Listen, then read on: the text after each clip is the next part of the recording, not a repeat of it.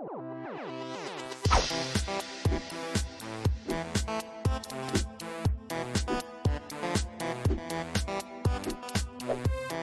everybody, welcome to another Quicksave Review with me, RC. Guys, Quicksave Review is basically a Let's Play and a review combined where I show you a game that I'm currently playing. Today we're going to be checking out the VideoKid 80s edition. I don't know why it's the 80s edition. Oh wait, I know why. Because everything in this game is like an 80s reference. It's crazy. Everything in it.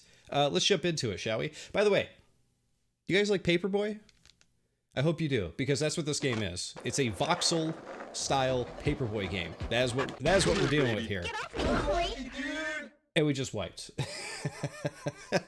So, basically the way this works is you have this far to go to meet your girl, Jessica. And I'm going to tell you guys right off the bat, this game is tough. The furthest I have gotten into it is between 40-50%, somewhere in that range. We'll say 45. But here it goes. Look at that. Here we go. We're going to crash again. Which actually leads me into my first critique of this game, which we'll talk about in just a second here. Okay, play again. Finally. Well, let's get into the actual gameplay first, shall we? Okay, so you throw videotapes. You can jump fire hydrants, you can hit Elvin and the Chipmunks. Let's see how many references you guys can get here. There you go. There's the TARDIS, Doctor Who, there's Baywatch, there's E.T. You're trying to throw these videotapes into the red mailboxes. That's really all you're trying to do. But along the way, you're going to see like a million references. That is what you're going to see. Some of them I don't even know that I would classify 80s sometimes. There's Pee-wee. And there's the Ninja Turtles, and guess what? We're going down in the sewer. Which I think is pretty awesome. Gigantic alligator. Oh, and we got the Mega Reload. Look what this does. We just throw tapes like crazy. There's the Blues Brothers Copmobile. There's Big Bird. So some of this stuff arguably is not really 80s. It's more 70s. You know, they show Charlie Brown. Here's the Mega Shoes or Super Jump here. Charlie Brown, I would almost think more 70s, but I guess he exists in the 80s too, right? I guess the Great Pumpkin came out in the 60s, right? So it's even further back than that. There's Pac-Man. So as you go, you're trying to collect coins. You're collecting coins because later on you can buy stuff in the shop. Oh, this is a new one. I haven't gotten a speed boost before. There's Star Trek. Again, not necessarily 80s, but did exist in the 80s. That's a new one for me. There's Johnny 5. And because you are looking at these references and they're so distracting, you will sometimes forget to throw a tape. There's He-Man. There's Indiana Jones. There's, oh, jeez. There's one of my pet peeves there with this game. You're going to forget to throw tapes in there. That's about the furthest I've gotten in this game. Around 47 to 50%, I would say. So, first off, I like the game. I think it's cool. I think it's a fun Paperboy clone. One of the things I don't like is that they take you to the screen every single time that you wipe out, right? And you have to watch this. You got to watch it count up every single time. I wish you could skip through this and get right back into the game immediately.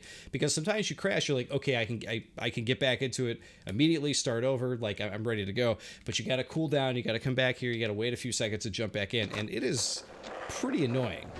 I got to be honest. One of my other pet peeves with this game. There's Fraggle Rock, by the way. One of my other pet peeves with this game is the fact that sometimes because of the voxel and the way the camera is angled here, sometimes it's really tough to tell, you know, whether you're going to fit between a certain gap, whether you're going to be able to make a jump, you know, that kind of stuff. It takes a little bit of getting used to. There's a learning curve there. Then, of course, the last thing that I'm not the biggest fan of with this game is the fact that sometimes you just don't know what you can jump on.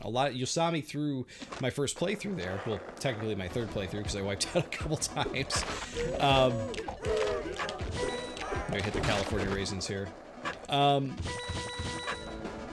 go, mailbox. Sometimes you're gonna hit a car or an object and you're gonna think you could do a trick on it just like we did there. You can jump on it and grind off of it, right? However, like we did in my one run where I tried to jump onto the Ghostbusters car, you're just going to wipe for no reason. So some cars you can actually jump on and not have a problem, and other cars you can't. And for me, I don't feel like it's like really well defined as to what those cars are and what they aren't. So you just kind of have to play it by memory. There's a little bit of like a trial and error to this game, which I don't know if you guys know me that well, but I am not the biggest fan of not Charlie Brown down. I'm not the biggest fan of trial and error style gameplay, to be honest. So I don't know. Maybe that's just me. Maybe other people really dig that. But every time you play the game, you're going to learn a little bit about like what you can, what you can't do, and you're going to gain money. So when you gain the money, you can jump in here and you can unlock different outfits, which is pretty cool. You can also unlock different tricks. So the different tricks you do on your skateboard are, you know, the method air, 360 backslide, Christ air. That's pretty cool. I've already unlocked this wannabe outfit here with the yellow shirt. But of course, you could get the rad new badass outfit, which we can unlock now, which we'll probably get in just a second here. But of course, you can get the poser, you can get the slacker, and all of these are references to 80s movies, obviously. So Slacker, Marty McFly, Back to the Future. You got Danielson, Karate Kid. You got Wolf Boy, obviously, right? You got the Trickster, Joker. I love that sound effect, by the way. Arnold Schwarzenegger. You got Cookie Monster, which again, I'm not sure that I would consider 80s, but because he's been around a while. But then you have She-Ra, and as you can tell, like it gets pretty expensive. If you want to play as She-Ra, you gotta get $800 to unlock her. So we're just gonna get the next best thing here. We're gonna get the badass. There we go. It's now active. We can exit. And we'll jump right back in with our new look, which is pretty cool. Our guy does have a mullet, though, which I think is a great voxel touch. I'm not sure that I've seen a voxel mullet before.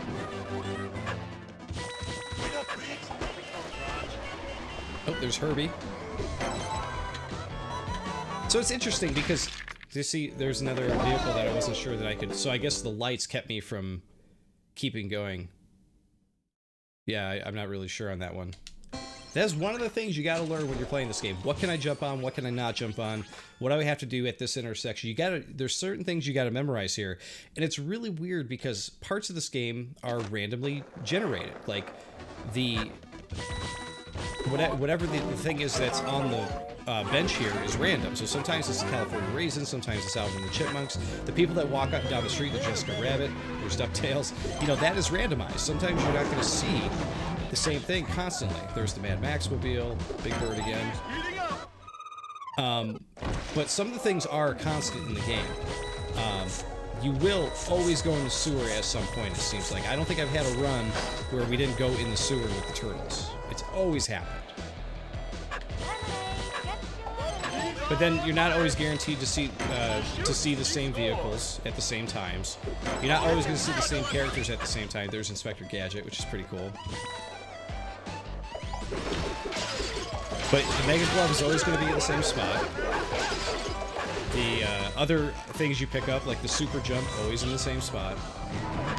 So just things to remember. Yeah, and then that, like, sometimes it happens at the intersection, sometimes it doesn't. You can't jump at the cop car, and it's really hard to react in time to get away from it. So it's weird because I'm kind of like this with this game. Like, I think it's really cool. I think it's a really cool Paperboy homage game.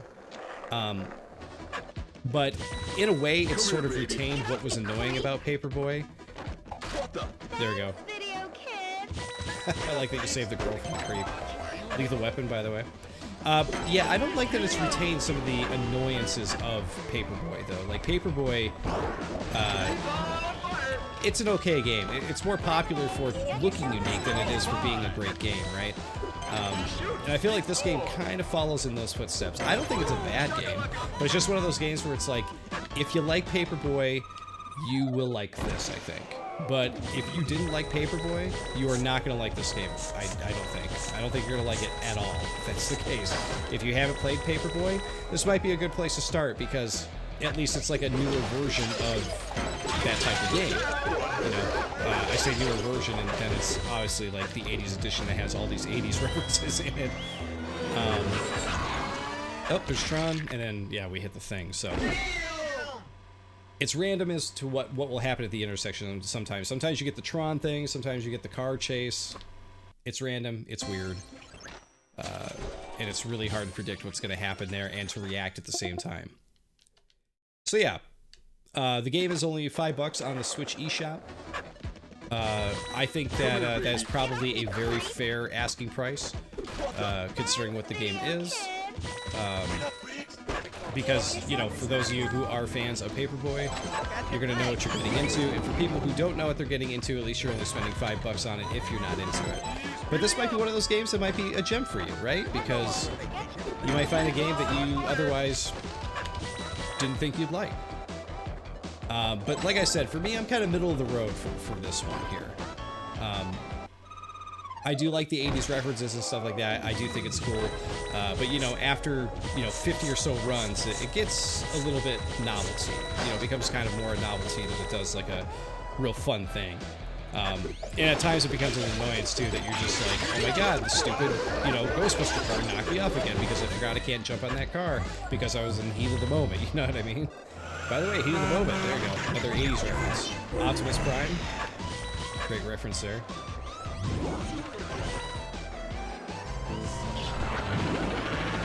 Woo! I love the super jump. That is really fun. I wish that the power-ups... Jeez, I made a dumbass move there. That was my fault there. I wish that the power-ups popped up a little bit more in the game, to be quite honest. And I'm hoping that at some point I'm going to be able to get past the 50% mark here. Because I really like to see what is beyond that point. But yeah, what you see is what you get here, guys. It's not a bad game, but I think it's definitely going to be a divisive game that only, is going to appeal to a certain crowd. I know that certain people are... See, we're in the sewer again. This thing... Oh, we always go to the sewer. I think that, if you are a fan of arcade-style games, this is going to be something that appeals to you more than somebody who's looking for, like, a story-driven, style game or, that kind of thing, if that makes sense. Of course, it never gets old throwing a videotape and then smashing somebody's window with it. Like so. Never a bad thing. Knocking Charlie Brown down, never a bad thing.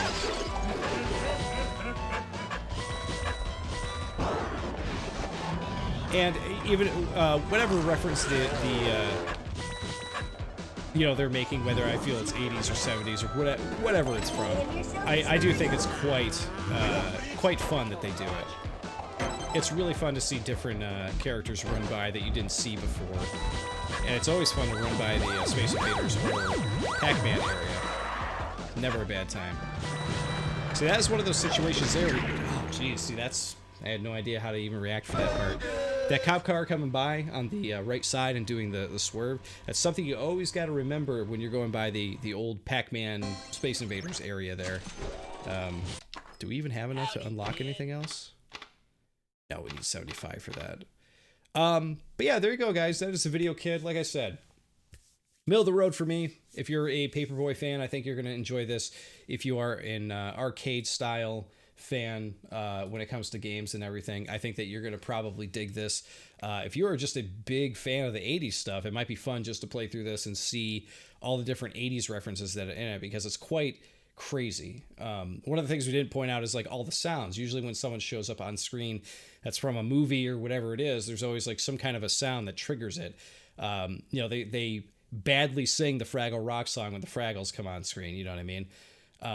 Just little things like that. You can hear the guys from Lethal Weapon talking to each other in a really badly impersonated voices, you know what I mean, when they run by. So it's got a really good sense of humor about itself, but the game itself is like kind of like this for me. So, but guys, I want to thank you for watching, and of course, I'll see you all next time on the next Quicksave Review. See you then.